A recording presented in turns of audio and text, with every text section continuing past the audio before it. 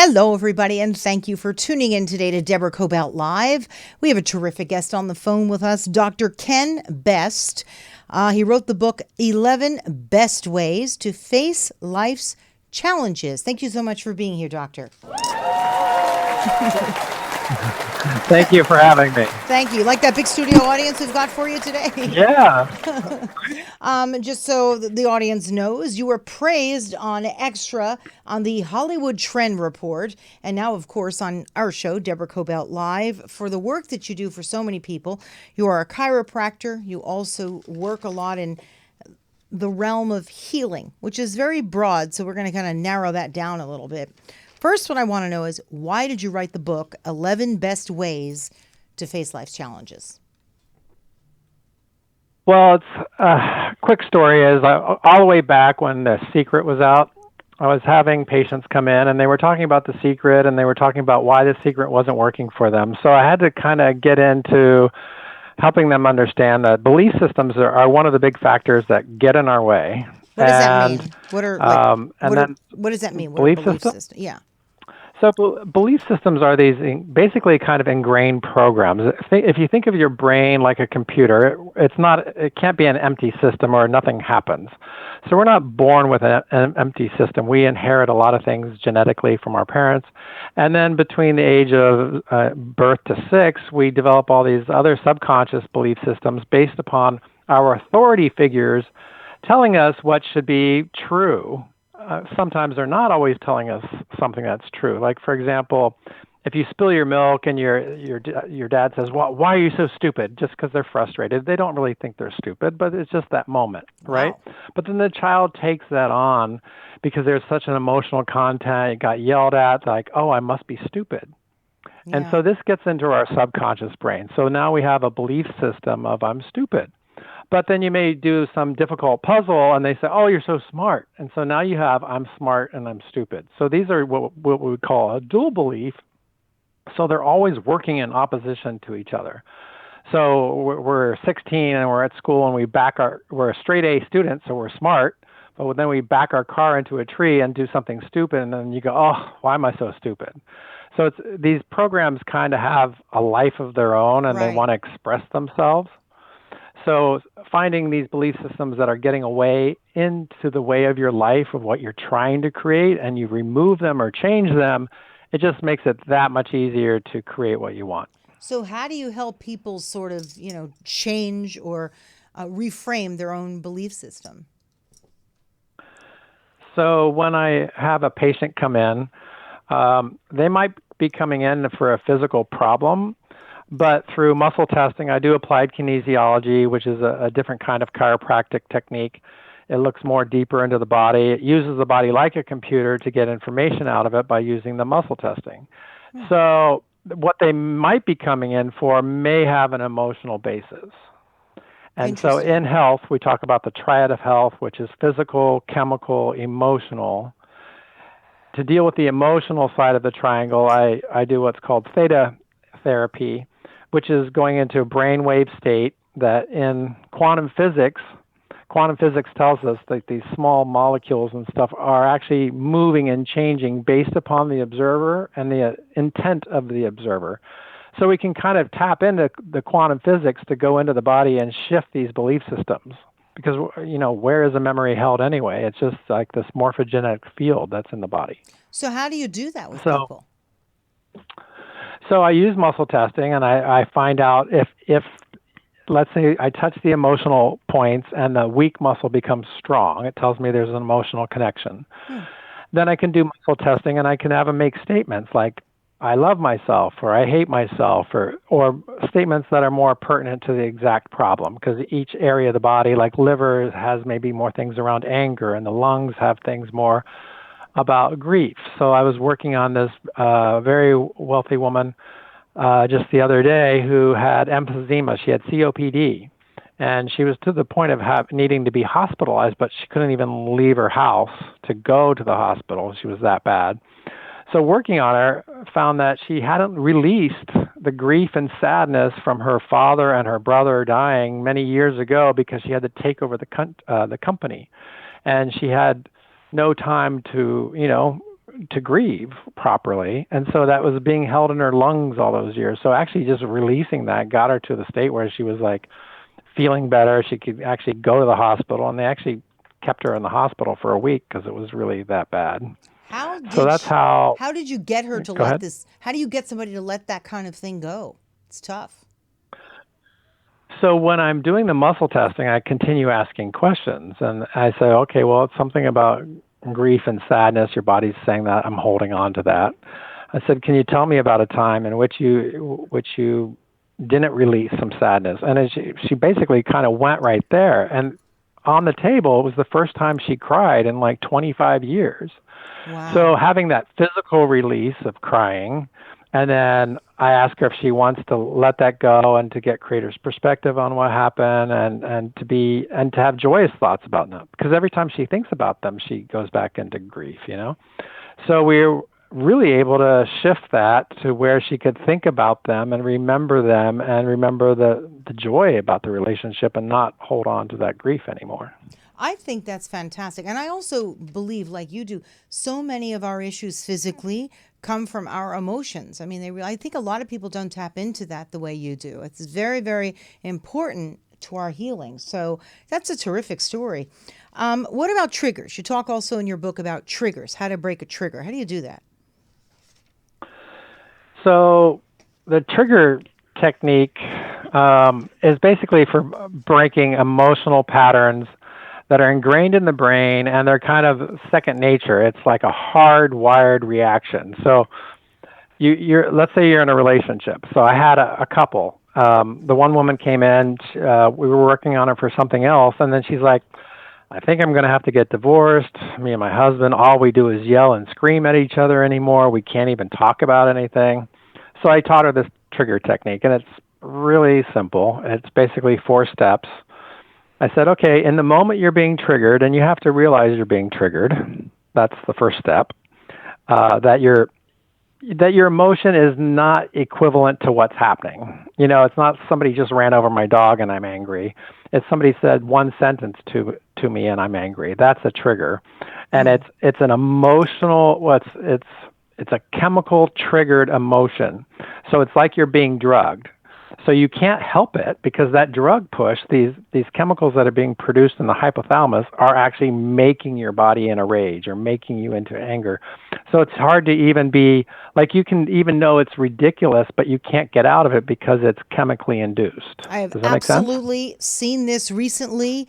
You are correct. Absolutely. So how does a person snap themselves out of something like that? So like with this woman, I said, okay, so in the moment you're being triggered, either step away, like go step into the bathroom while you're raging, or if you can do it right where you are, do it, close your eyes.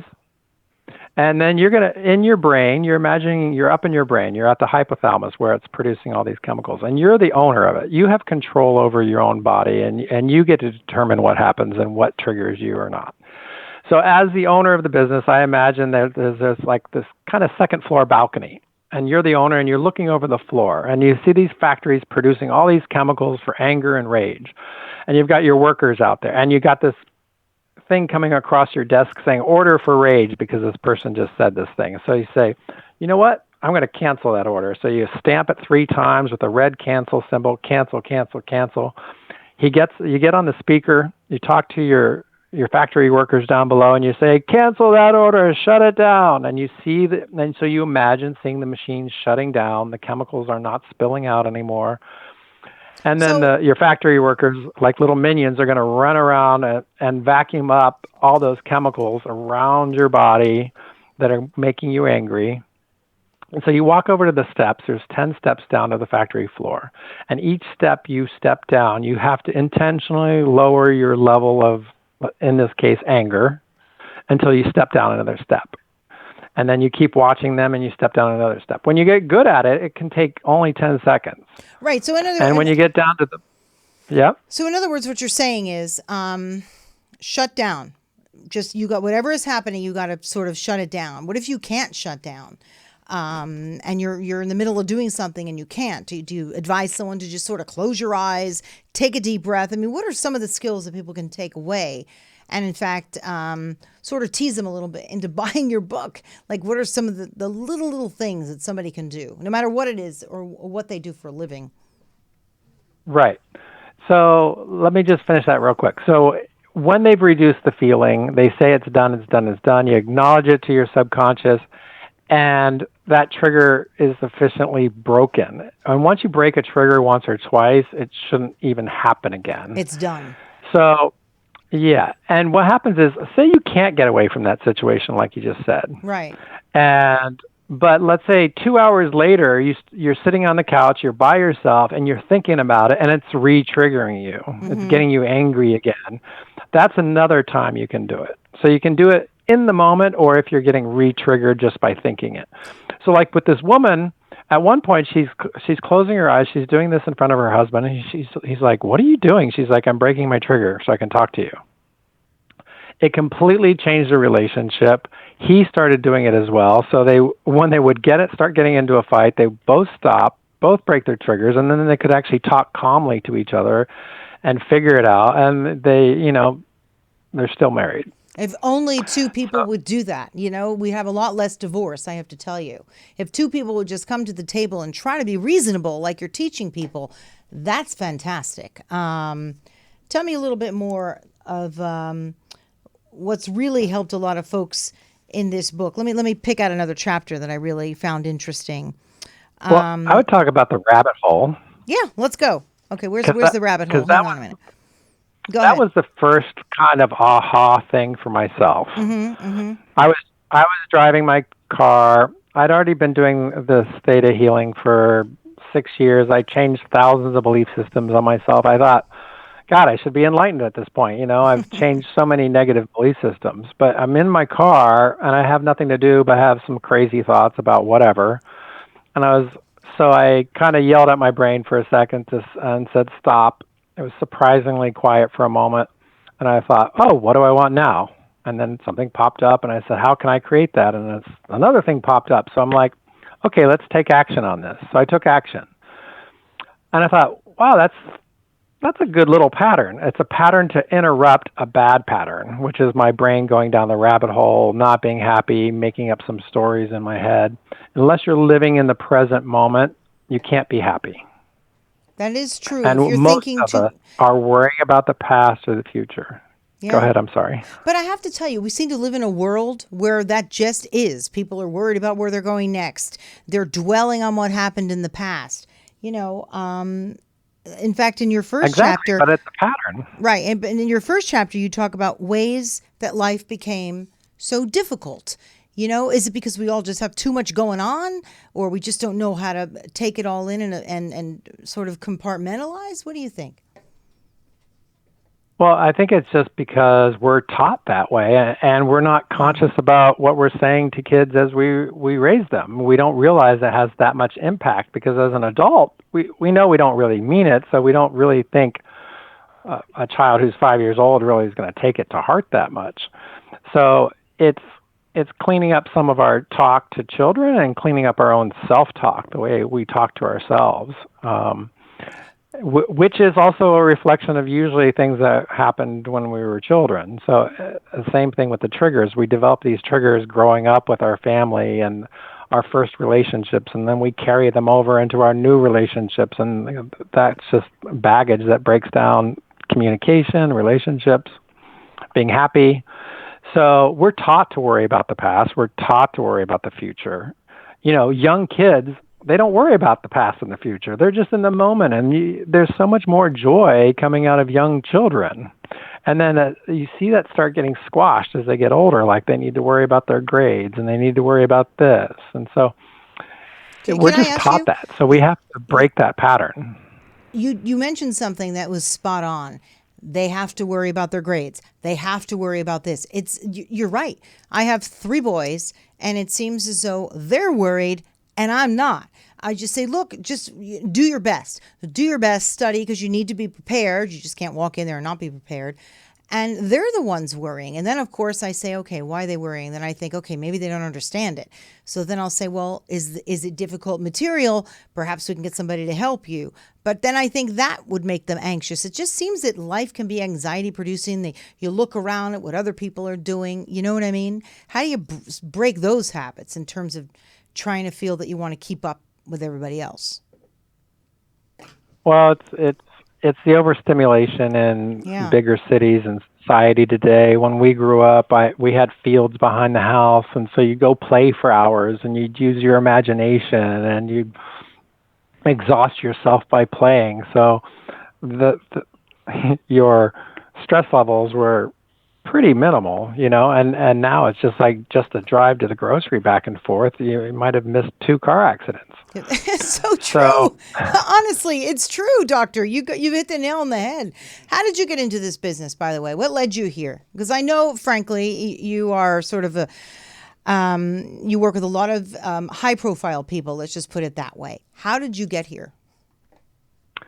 yeah, I mean, I've been lucky. I worked on Alias 24, Brothers and Sisters, so I got to work on all those celebrities, and I've got a lot of athlete celebrities who've come in, and I just read a lot of spiritual books by the time I was like 12.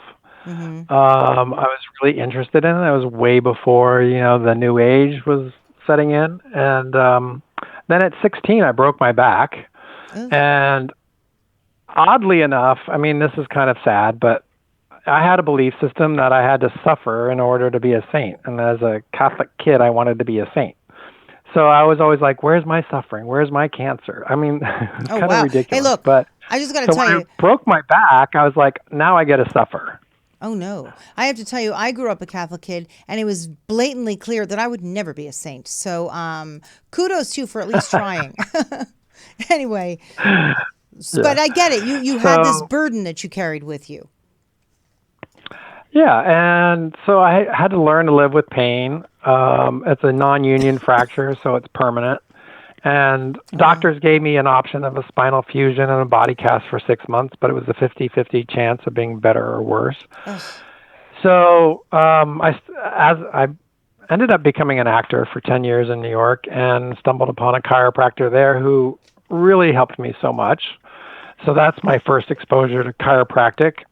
But then I met another chiropractor later who was a chiropractor, but she started doing some of these other muscle testing techniques, and she could make changes within a couple visits, whereas I saw this other guy 3 times a week for 2 years, So there's such a big difference on types of chiropractors what they do and the holistic aspect. But for me, there was always some need to know and understand emotional healing. So when I met Vianna Steibel, who created Theta Healing, that was just the big light bulb going off. That's the other big, 30% component that just isn't dealt with very well.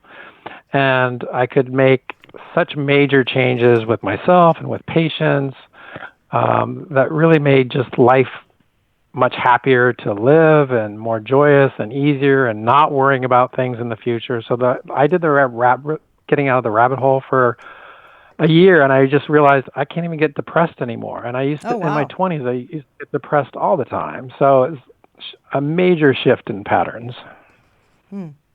Well, you said that you worked with the folks on Brothers and Sisters. What did you do? So let's say you go on to a set like Brothers and Sisters. How are you treating people there? So I usually am called out by one of the project managers or something like that, or like in the case of 24, like Kiefer might call me out. They might call me out to come out at 2:00 in the morning because they got injured on set, and he needs some help.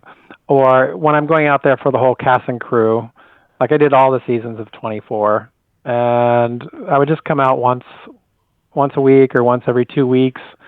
And whoever was available or needed to get worked on, I was there to work on them. You're talking in terms of chiropractic work or more emotional work or both? Yeah, I mean, mostly on set, it's general chiropractic because a lot of these people, they only have maybe 15 minutes to get away from set. So usually if there's a real problem or we do determine that there's some emotional component, I say, oh, why don't you come on into the office next week? And so we can dig deeper so we Right. can really clear this so it doesn't become a chronic problem. Right. Interesting. Very interesting. Your entire evolution into where you are now. You talk about making new choices, breaking patterns, moving past your comfort zone. What is the main, what does somebody really need to do if they're stuck and they keep repeating the same behavior, even though they know they're doing it, whether it's for food or just in a relationship? How do you really get the strength to just not do it? Well, I mean, that's kind of a broad question, and it is a difficult thing. It's like I have a diet program that I do. It's a ketogenic diet program. It works great. The average person loses like 30 to 50 pounds Oh, on oh, it. oh, oh, oh, I got to come to you And for that because listen to me. I don't mean to interrupt you. I have to come to you for that. I just started it and I get a little confused. Like, what do I do? What do yeah, I not do? What I'm serious, doctor. We're going to make an appointment. So you do that with people. okay. Okay. But then how do they stick to it? You know, it's easy to cheat when nobody's looking at you at midnight. Do you know what I mean? Well, part of that is having somebody there as your coach to support you. So they come in once a week. So I know when they cheated. So they can't really get away with, lying to me about it. And, we don't make them feel bad about it. It's just like, what can we do to help you get to the point where you don't need to cheat or you can make a better choice? Um, so most people actually do really well on the weight loss. I mean, they lose it pretty quickly. And like the average guy loses 20, 25 pounds in the first 5 weeks, the average woman like 15 pounds. So they're actually, because it's so quick, they're usually pretty good at sticking on it. It's when they're phasing out or when they're going back to life. We go back to the choices we're making when we're like 10 years old as far as the way we eat. And, they may be feeding their children healthier than they're feeding themselves because they're like, oh, it's whatever. Right. But one of my big things that I find is inflammation in the body, which often starts with inflammatory foods or food allergies, inflaming the gut. Those really cause people to put on weight more quickly. So if Definitely. I usually have people do a blood test for that because it's the easiest way to look at it. Mm-hmm. And if they stay away from these inflammatory foods, their metabolism doesn't start shutting off and they don't start regaining that weight really quickly. If people don't look at that aspect, oftentimes they put on weight pretty quickly. What are some of the And then main they kind of have to. what are some of the main What? inflammatory foods that you should absolutely stay away from? Because once again, that's confusing too. Is it processed and what is it? Right. Well, you can't do a broad stroke on that because everybody is so different. Like Mm-hmm. for me, it's dairy and wheat and yeast and egg yolks. But like I had one client, she was having a really hard time, so I'm like, you know what? This is unusual. Let's do the blood test on you now. So I did the blood test on her, and she was like allergic to chicken and broccoli and like a lot of things that you would think are just normal healthy Wow. foods. So yeah, I would say definitely stay away from processed foods and stuff. And your typical things are dairy and corn and wheat, but it doesn't apply to everybody. So just excluding all those is kind of a hardship. I mean, you can do an anti-inflammatory diet where you do remove all the main inflammatory foods, and you'll Mm-hmm. see you'll probably lose in a few weeks 5, 10, 15 pounds, which is usually in relationship to your inflammatory water weight, how much water you hold in response to inflammation. Mm-hmm. That'll come off when you go on an anti-inflammatory diet. Hmm. And then, like for me, so I did that way the first time. And when I added 2 pieces of toast, the next day I was up 5 pounds just from 2 pieces of I'm toast. telling you, Then I, that's me. If I eat one slice of pizza, which is my absolute, it's so hard for me to pass up pizza, you can't even imagine. uh I One can't slice, imagine. what's that? What's that? I can't imagine. Yeah, I understand. really. Well, that's it. The next morning, same thing. I blow up my mouth. Like it's like I'm all swollen everywhere just from a slice of pizza. So I'm with you. Yeah. So here's the deal. Yeah. Probably most likely the foods you crave are your inflammatory foods. And you crave them because you get a little drug push from the inflammation. The inflammation causes your adrenals to release some cortisol, which makes you feel good. So you start eating things that make you feel bad in order to feel good. That actually makes sense to me. Yep, makes sense to me. I get it. You're right. And the stuff that is, it's like dating somebody who's wrong for you. You just want to keep dating them, right? But the guy's all wrong. So makes a lot of sense. Well, let me tell you a quick story about the dating thing. So I had a patient. She said, I have this barometer. I am attracted to married men. Somehow, I don't know how, but every time I meet somebody, they can tell me, I'll ask them point blank, are you married? And they'll say no. And after 2 weeks of dating, she'll find out they're married. Jerks. And, it came out so we started doing some theta therapy on her and digging into some questions. And it turned out her mother's new husband was having sex with the 15-year-old daughter. But in her mind, this married man was safe. So in her subconscious, married men were safe. It's kind of messed up, I understand, but this is how it got ingrained into her subconscious. So on subconscious level, we're aware of 1,000 times things more than we are consciously. So let's say she's in a bar and she sees some of these subconscious telltale signs that somebody is married, but she doesn't register it consciously. She's attracted to that person. Wow. So the subconscious is working to manifest your belief systems. And if your belief systems are not good, then you're manifesting things that maybe don't bring you a lot of happiness. You are so onto something with the emotional, the physical, the chemical, because I don't believe that we can heal ourselves with just one component. I do believe this is all married together. I do. I think this is fantastic work that you do. How many years have you been in practice? About 25 years. Wow. So you've seen it all, So Doctor. That's incredible. I've seen a lot. Yeah. And this is some scary stuff. This is your second book, correct? So this is a second edition of a book I did 9 years ago that went number 4 on the Sony Reader. Mm-hmm. But it was basically a small version of a book that I'm working on finally publishing now, which is called Rewriting Your Life. Mm-hmm. And Rewriting Your Life is basically the program that when I would teach like a weekend seminar for like 16 hours, is to actually go through and teach people how to find their belief systems, how to change them, and how to change their patterns. So it just puts together everything in the book, but in a practical manner. So how can people get in touch with you? Clearly, if they live in LA, easy enough, right? Dr. Ken Best, but also .com. And do you work with people online? I'm sure you have clients from all over. How does that work? I prefer to see clients at least the first time in person because it's easier to connect with them. Right. I have done a few people through Skype, but I'm pretty busy, so I do prefer to see people in person. Mm-hmm. And I come to see you. What's the first thing you do when somebody walks in the office? I guess you've got an entire list of questions that they'd have to answer, and is that what people can expect when they come to see you initially? Depends on it. Some people know, like they're referred by somebody who's done some theta therapy, and they just want to look at and clear belief systems like around a relationship. Mm-hmm. So then we're starting kind of completely different. I do a little bit of chiropractic just to get their body in a relaxed state, and then we start asking the questions like, if there's one thing you could change in your life, what would that be? And then start muscle testing things around that. So usually people have a specific thing they want to get into, but like you could be talking about money, but then it really comes down to self-worth.